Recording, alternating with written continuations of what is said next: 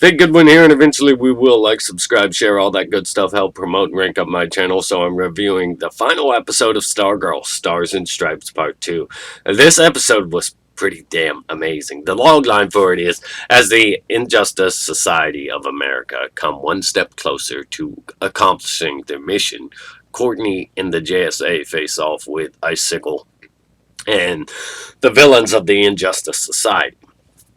So this episode, and the way I typically do this, I'll break it down into the best stuff up front to hook my audience, as any writer should. And then I'll give you the Act 2, pretty much my personal bias of certain things that may not affect your view of it. And then Act 3, or get into the worst stuff about it. That's not going to be a very huge part of this video, because for the most part, this episode is absolutely outstanding. The visual effects are top notch. The actions, it's just full speed ahead. This episode from start to finish. I mean, it slows down in the last several minutes, but it is almost non-stop action excitement. And I really appreciate it early on how they quickly explain certain things they haven't explained yet, such as how are the villains not going to be affected like the rest of the adults by the mind control thing that Brainwave's doing and the satellite and all that. But they quickly explain a lot of different things that resolve, for the most part, the stuff that we shouldn't be left wondering about until the last few minutes, because it would draw us, it would cause the story raise some serious question marks for the stories. But they quickly explain a lot of things that just make it that much enjoyable as we view this non-stop action. And everybody, they really nailed how to balance an ensemble cast. They really nailed it. Even though this is Stargirl show, everybody got a moment to shine. Everybody got something really exceptional and extraordinary when it comes down to it. Everybody gets a scene that shows how important and valuable their character is to the show in this final episode for the season. And even characters like Mike, he doesn't have as much as everybody else, but when he finally gets that moment, if you're wondering what the hell it is, he finally gets that moment, and it is the best moment. But a lot of characters bite the dust in this episode particularly, but there are some really powerful moments, such as Stargirl referring to Pat as her father or his daughter, and it's really touching moments like that. But the having Shining Knight and Pat in here, and there's a big standoff against Grundy and a lot of things. All this is really well done. They even, when I'm talking about the balance of how they handle characters, they even figured out a way to include Henry, who had previously died, in an episode, and it was a really great, powerful scene, especially for Yolanda, as it showed a side of her character that may have to become something to be concerned about moving forward into season 2. And there are going to be a lot of concerns moving forward into season 2, but every character got their moment. Yolanda finished off Brainwave, arguably the most powerful villain in the show. And Shiv got free. She got her revenge. There's just so many things in here, and shots, the camera angles, and the shots like Stargirl and Pat with the American flag. I really, really appreciate this show. The visual, not just the visual effects, but also, yes, somewhat it could be considered woke, but it also does some things that are kind of like against woke culture. So there are a lot of interesting little nuggets in here. And moving forward into season 2, there's going to be some really great things. For instance, I'm not sure if I forgot or if I just never really noticed shade in the painting with the rest of the Injustice Society. But that was an absolutely great reveal. There were plenty of great reveals at the end. But I suppose the very last one raises a lot of questions, and I really hope that it's not going to negatively impact the show. But other than that, I've got to say, the when the satellite came out of the ground, it looked absolutely amazing. All these characters just and getting their moments, and Rick realizing, maybe he doesn't need to go that far. Rick realizing that stopping point, and Grundy.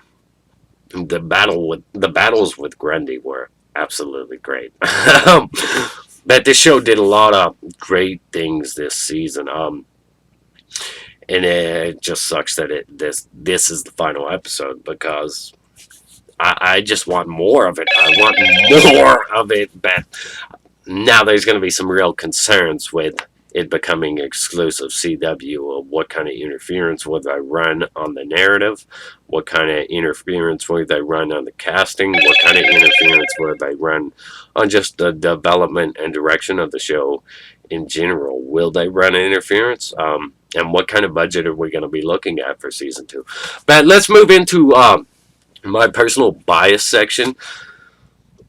First, I want to say that Pat getting a chance to save his wife after fighting Grundy and losing, that moment he got to save his wife was absolutely great.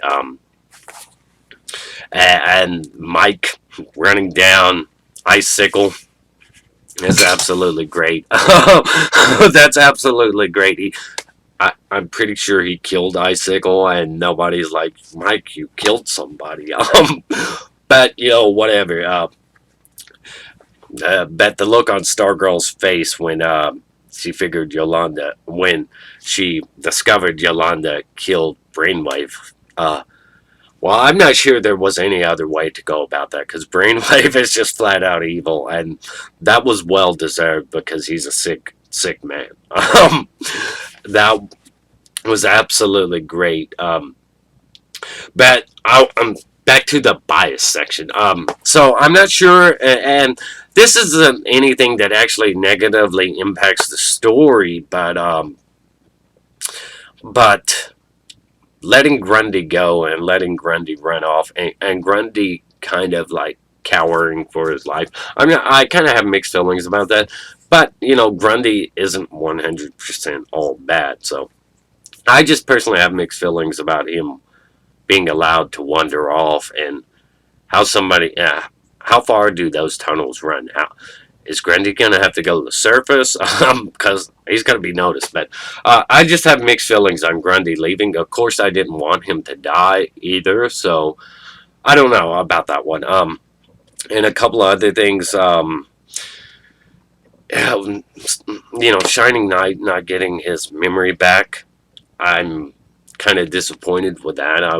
I want Shining Knight to be at full capability. I want Shining Knight to be like he is in the books or whatever. And moving on beyond that, that's pretty much my only personal bias about all the stuff, including in this episode. I can't really think of any really other moment. Well, I do have mixed feelings about the big reveal at the end. Starman being back, I'm not sure that will negatively impact the show, but I am concerned about what it means, them bringing him back, what it means for season 2.